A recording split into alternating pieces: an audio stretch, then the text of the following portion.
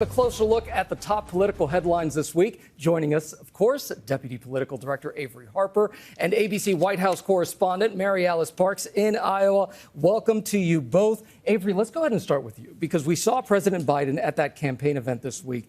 And it seems like the message seems to be about threats to American democracy.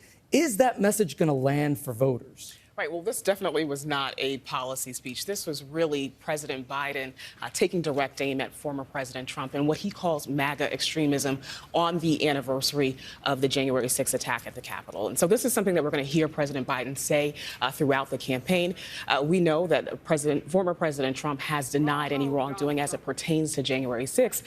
But is this enough to galvanize voters? The Biden campaign thinks it is. But we do know when we look at polling that the most important issue to voters as they decide who you're casting ballots for is matters of the economy and inflation. And I think the Biden campaign knows that. So I think in addition to talking about matters of democracy, they're also going to have to weave in some of these other issues like inflation and the economy.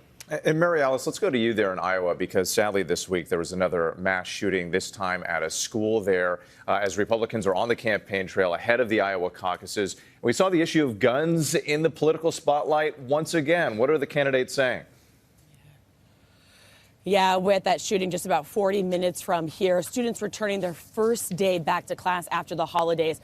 Trump last night offered his condolences, but he said, I have to get over it. We have to move forward.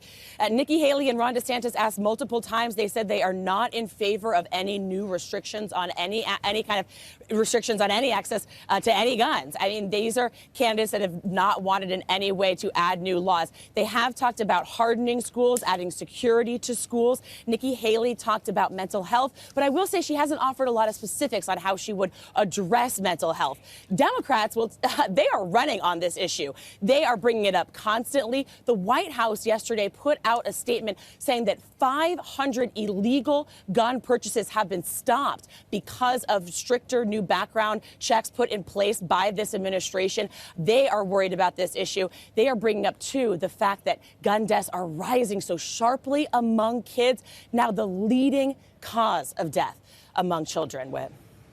And Avery, let's bring you back in. It's been a big week. We also saw the Supreme Court add to their docket that case from Colorado about whether former president should be on the state's ballot. When will we know more about this? And how closely are voters watching, or should they be watching this? Right. Well, the Supreme Court is going to hear arguments in this on February 8th. And the timing here is really important because state primaries will be underway. And so these legal challenges and what the Supreme Court is going to rule could have an impact on the legal challenges to Trump's eligibility in states across the country. Now, there are vocal critics of the president, like Chris Christie, who's running against him for the GOP nomination, who say that these legal challenges could be an argument for Trump to make himself a martyr or to make himself a victim of political persecution. But, you know, when we look at polling, we know that former President Trump has dominated in this race so far. And so it's hard to tell whether Trump is garnering any additional support from these cases. But we know you're going to be watching that. And Mary Alice, let's bring you back in here, because do you see any surprises coming out of Iowa? That's where you are.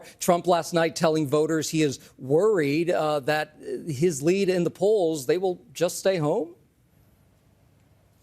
Yeah, this is really interesting. I think that there absolutely could be surprises here in Iowa. Love them or hate them, the caucuses are interesting. Voters all in one room hashing it out together. And you're right. Trump is clearly worried that people might stay home and not come out to vote because of the polling showing him so far ahead. But I talked to the Republican state party chair here. He said that people have a renewed sense of urgency to caucus, that people who are planning not to caucus for Trump, they want to come out and send a message to the rest of the country. Gio? All right. Mary Alice and Avery, thank you so much for joining us again. Appreciate it. Hi, everyone. George Stephanopoulos here. Thanks for checking out the ABC News YouTube channel. If you'd like to get more videos, show highlights, and watch live event coverage, click on the right over here to subscribe to our channel. And don't forget to download the ABC News app for breaking news alerts. Thanks for watching.